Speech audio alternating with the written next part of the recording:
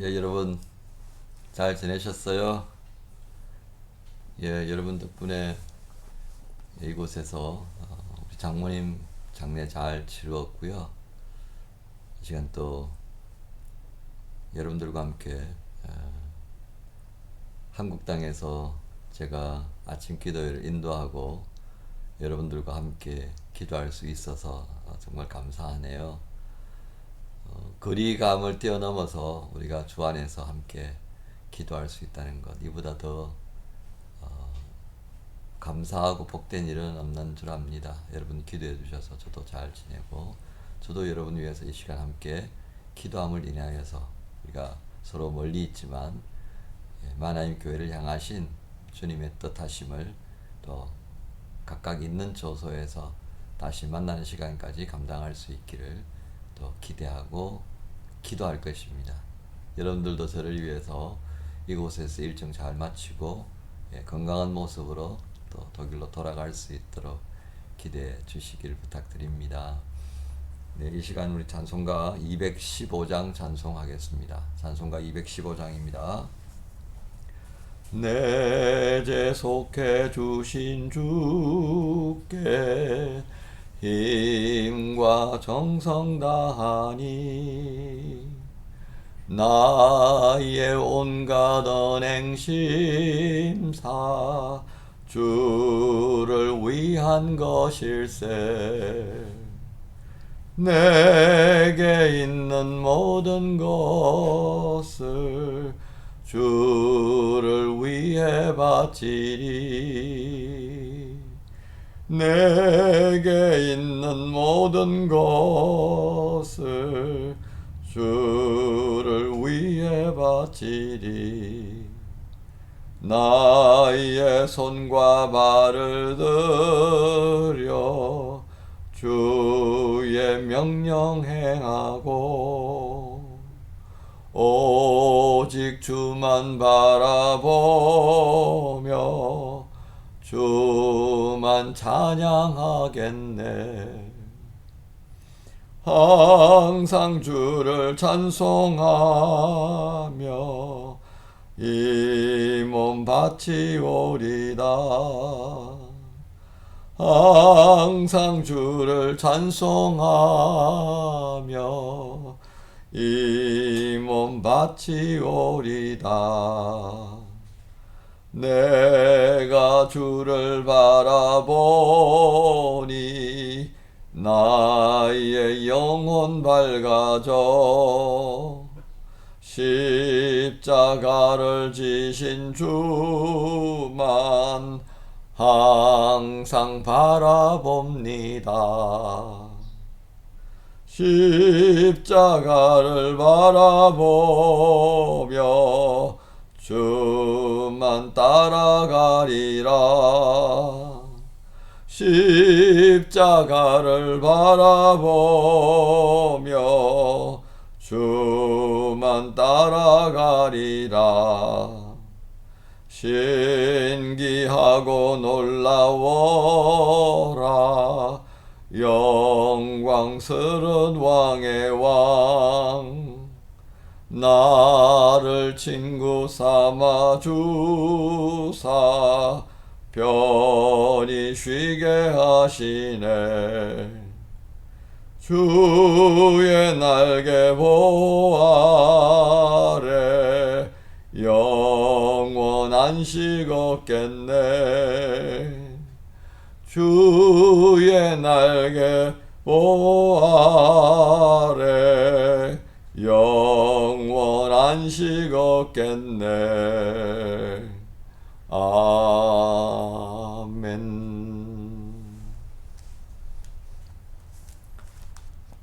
이 시간 주시는 말씀은 요한복음 7장 53절부터 8장 11절까지 말씀입니다. 우리 같이 읽겠습니다.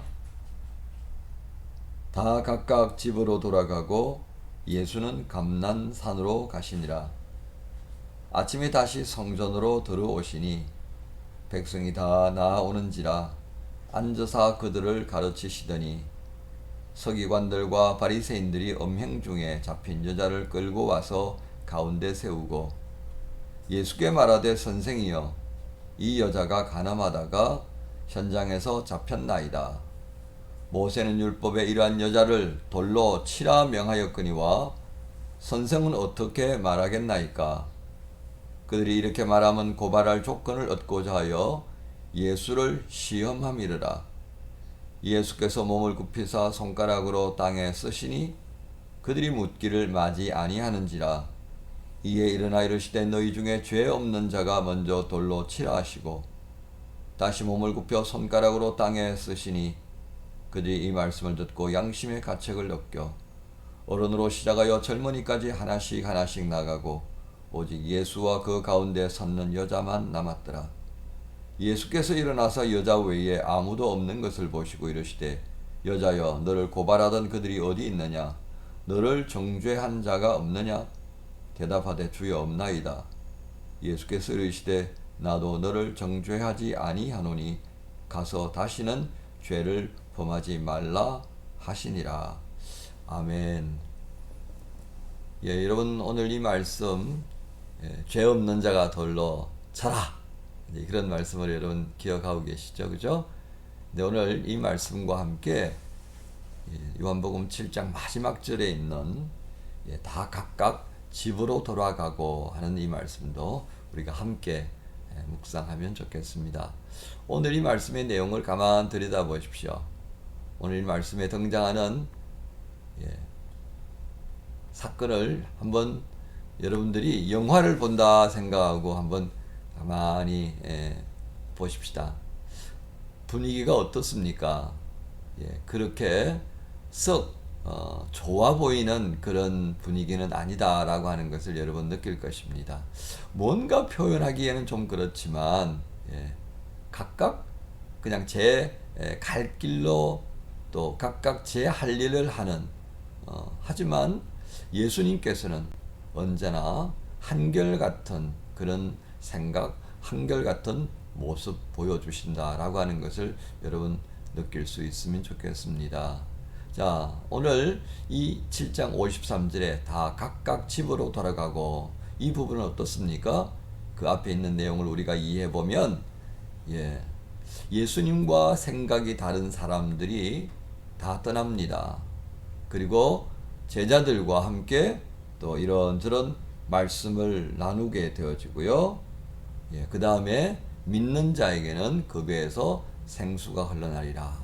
예수 그리스도를 믿는 것이 얼마나 소중하고 그 믿음으로 인하여서 또 각자에게 주어진 놀라운 하나님의 은혜의 통로가 되어지는 모습들을 우리에게 가르쳐 주십니다. 자, 그런 과정들을 통하여서 여러 사람들이 또 여러 가지 생각을 하게 되죠. 예수를 잡으려고 하는 사람, 잡으러 갔다가 아이고 이거 아닌데 그리고 고민하는 사람, 그럼에도 불구하고 왜 안 잡아왔냐고 또 호통치는 사람, 뭐 뒤죽박죽입니다. 그런 그림들을 우리가 앞선 시간에 보았는데요. 자, 이제 그 사건의 마지막을 마무리하면서 다 각각 집으로 돌아가고, 이 각각 집으로 돌아가고 하는 사람들은 뭔가를 한 것 같은데 소득이 있었습니까? 없었습니다. 주께서 허락하지 않으시면 아무것도 얻지 못하고 각각 집으로 돌아가는 그 모습 외에는 없는 것입니다. 그럼에도 불구하고 각각 빈손으로 돌아가는 그 사람들을 뒤돌아보며 예수님께서는 어디로 가십니까? 감난산으로 가셨다 했습니다. 감난산에 왜 가셨겠습니까? 그렇습니다. 주님은 언제나 그곳에서 기도하시는 모습을 우리에게 보여주시는 겁니다. 간음하다가 이제 잡혀온 여자를 보게 됩니다. 그 간음하다가 잡혀온 여자를 인하여서 사람들이 많이들 모였다는 것을 우리가 보게 될 것입니다. 3절에 보면 서기관들과 바리새인들이 음행 중에 잡힌 여자를 끌고 와서 예수님께서 성전에서 또 가르치시는 그 자리에 모여들기 시작한 것입니다. 그러니까 사건의 전개가 이제 집으로 돌아가는 사람들, 감난산으로 기도하시던 예수님, 그리고 날이 밝으니까 다시 성전에 오셔서 백성들이 나온 것을 보고 또 가르치기 시작하시는 예수님, 한결같은 모습, 한결같은 어떤 과정들을 우리에게 보여주십니다. 그러나 바리새인들은 어떻습니까? 끝없이 예수님을 고발할 건수를 찾습니다. 건수. 그래서 오늘 여기도 그렇잖아요. 가나마다 잡혀온 여자를 데려와가지고 이렇게 예수님께 데려온 이유는 뭐냐, 그죠? 6절에 보면 고발할 조건을 넣고자 했다. 어떻게 말을 했다는 것입니까? 율법에 따르면 이 여자를 돌로 치라고 했습니다. 선생은 어떻게 생각하십니까, 이거예요? 아니, 법이면 법대로 하는 거지. 예수님께 물을 이유가 뭡니까? 여기에 함정이 있습니다. 율법에 따르면 다른 여지가 없는 거예요. 처벌하면 되는 거예요. 그런데 예수님께 이러한 질문을 하는 까닭은 있습니다. 왜냐하면 바리새인들에게 예수님은 어떤 존재로 부각되었느냐면 율법을 폐하는 자로 일컬어졌기 때문입니다. 그래서 그 증거를 얻고자 함이었습니다. 그렇지, 네가 이 여자를 처벌하면 안 된다고 말해야지. 그래, 우리가 그 말을 기다렸어. 법을 세우지 않는 자, 유대인이 아니고 저는 이방인에 속한 자고, 저는 유대교에 속한 자가 아니고 이방 종교에 속한 자고, 모든 것들을 다 뒤집어 씌우기에 아주 좋은 그런 죄목을 만들고 싶어 했던 겁니다. 그런데요, 예수님께서 어떻게 하셨습니까? 7절에 그들이 묻기를 마지 아니하는지라. 이 말은 뭐예요? 자꾸 묻는 겁니다. 대답 좀 해봐요. 왜 대답이 없어요? 예수, 지금까지 우리에게 정말 많은 걸 말하지 않았습니까? 왜 이 시점에 말하지 않죠? 그때 예수님께서 어떻게 하셨습니까? 딱 일어나셔서 이르시되 너희 중에 죄 없는 자가 먼저 돌로 치라. 그러고서는 땅바닥에 뭔가를 거적거리셨습니다. 아마도 그것은 그 율법에 관련되어진 히브리어 글자로 쓰신 것이 아닐까, 그렇게 생각이 됩니다. 제 생각입니다. 자, 여기에 굉장히 중요한 바가 등장합니다. 죄 없는 자가 먼저 돌로 치라. 죄 없는 자가 돌로 쳐라. 여러분, 어떤 느낌이 드십니까? 유대인들은 이 말을 들으면서 얼어붙었습니다. 얼음되어 버렸습니다. 왜 그랬었어요? 죄 없는 자 아무도 없잖아요. 여기에서 유대인들의 자기들의 본질을 깨닫게 하는 말씀을 하셨습니다. 유대인들은 어떤 자였습니까?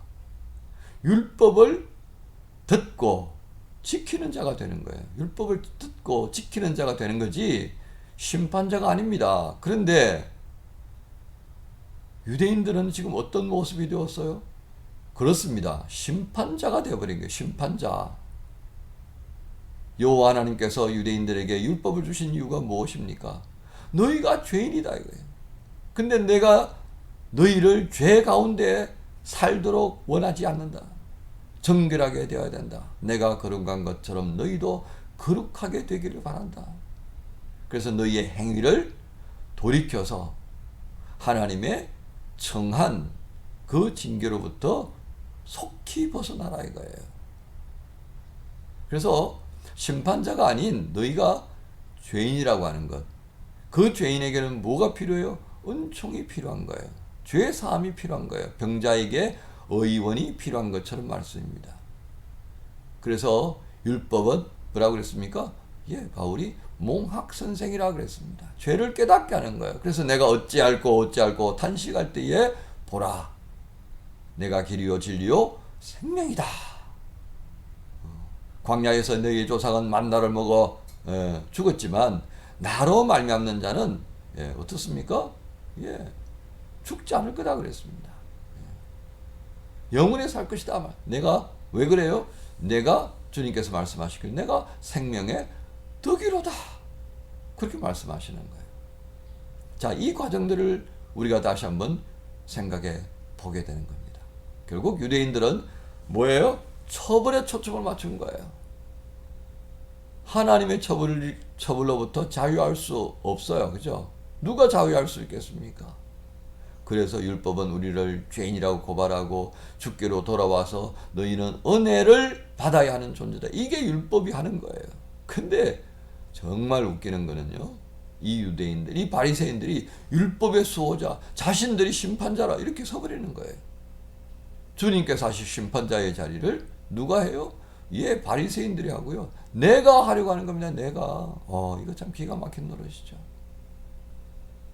주님께서 이 사건에 대해 말씀하신 가장 중요한 의미를 드러냅니다. 11절입니다. 11절에 뭐라고 되어 있죠?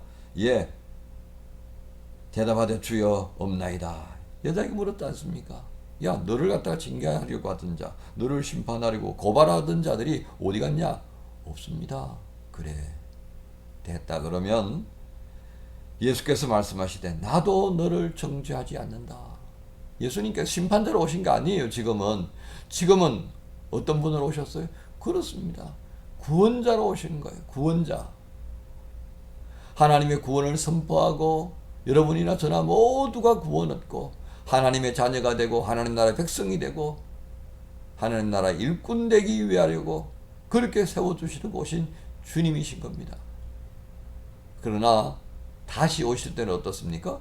그렇습니다. 여러분 아시는 것처럼 그때 비로소 심판하시는 겁니다. 심판.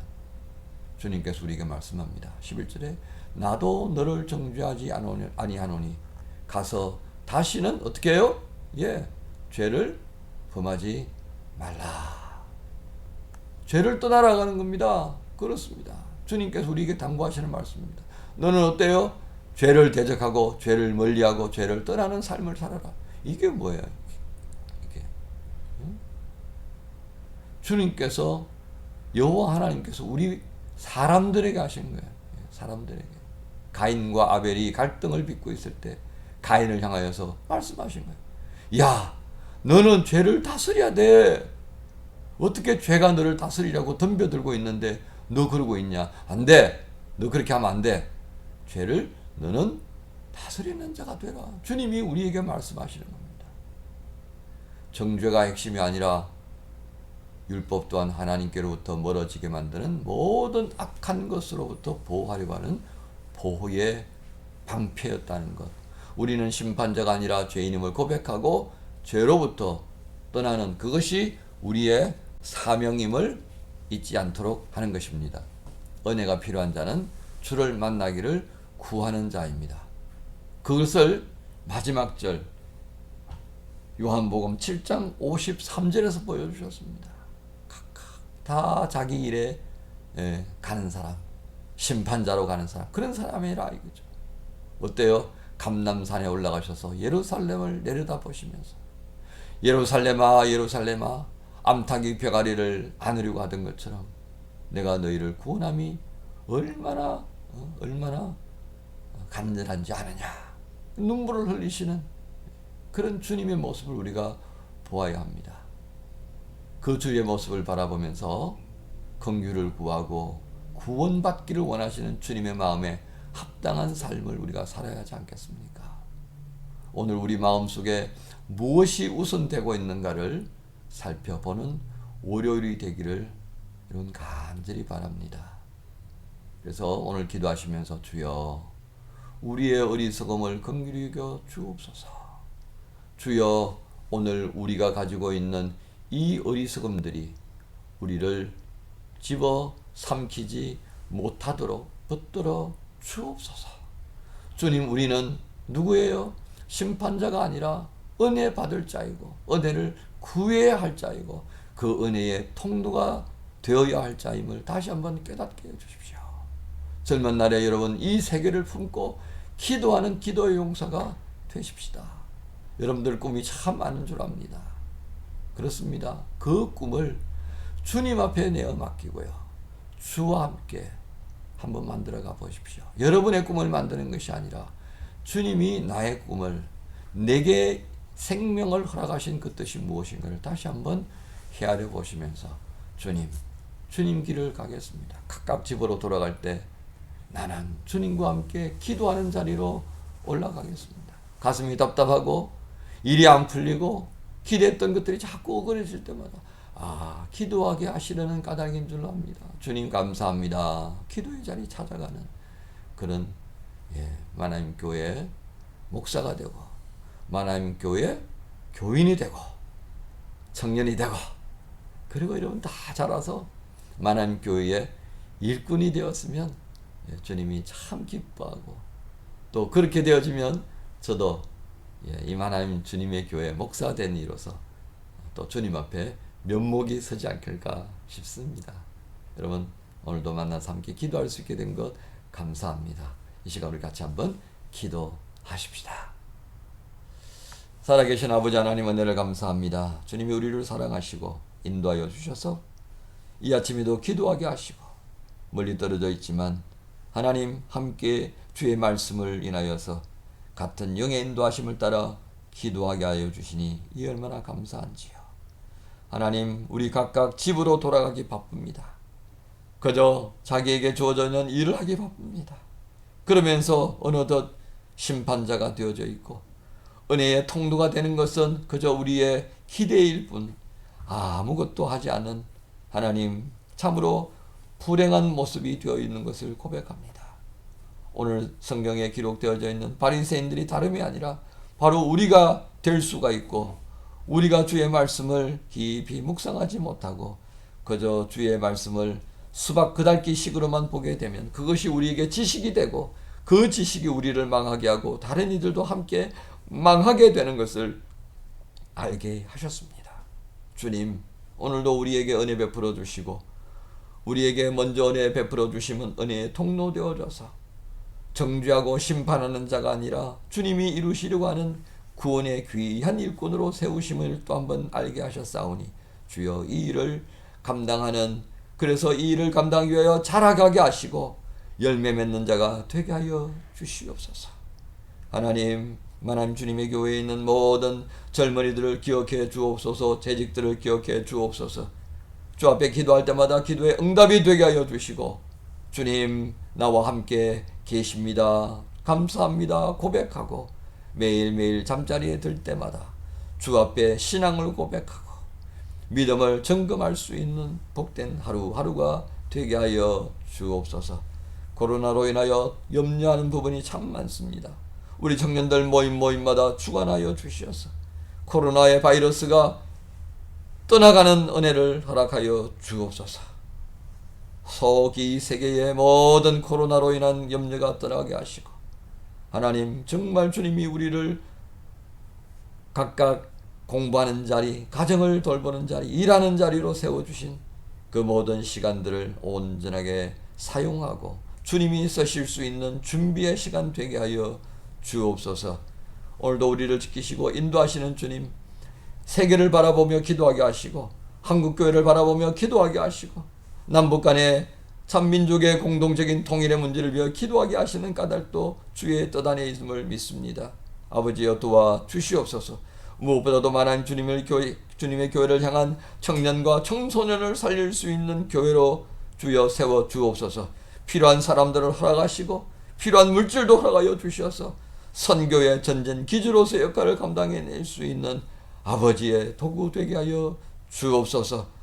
오늘도 한 주간을 시작하는 월요일날 주일 말씀을 듣고 결심한 것들, 오늘 이 아침에 또한 말씀을 주시고 마음에 결심한 것들 온전히 이루는 복된 날들 되게 하여 주옵소서. 감사합니다. 예수님의 이름으로 기도하옵나이다. 아멘.